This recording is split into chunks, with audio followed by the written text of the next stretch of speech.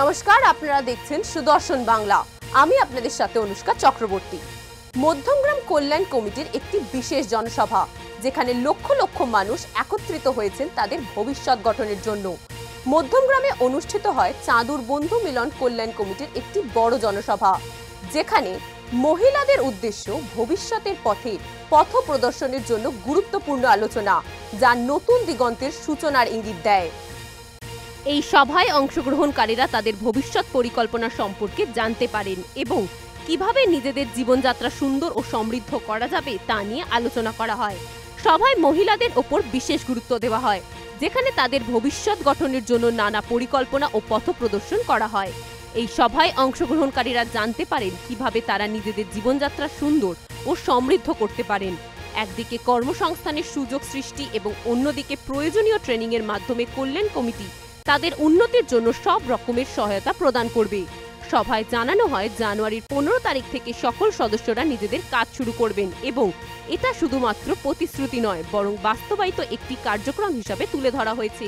কমিটির পক্ষ থেকে স্পষ্টভাবে জানানো হয়, সবাইকে সহায়তা করা হবে যাতে তারা সঠিকভাবে নিজেদের জীবন গড়তে পারেন এবং সফলতা অর্জন করতে পারেন।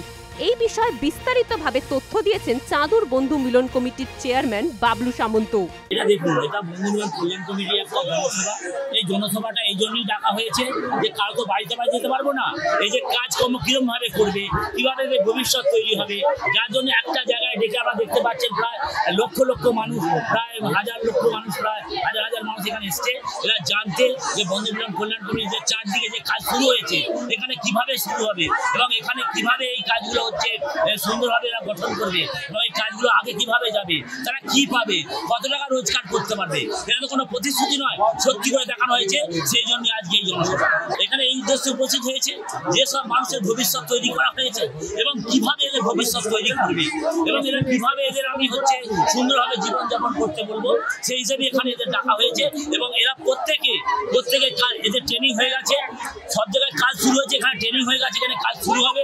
যার জন্য এখানে হচ্ছে আমরা কবে থেকে কাজ দেবো আমি এদের বলে দিয়েছি, 15 তারিখের মধ্যে কাজ দেওয়া হবে এবং হচ্ছে এদেরকে কোনো প্রতিশ্রুতি নয়, যেটা সত্যি সেটা বলা হলো এবং আগে কিভাবে এরা চলবে তার সমস্ত কিছু।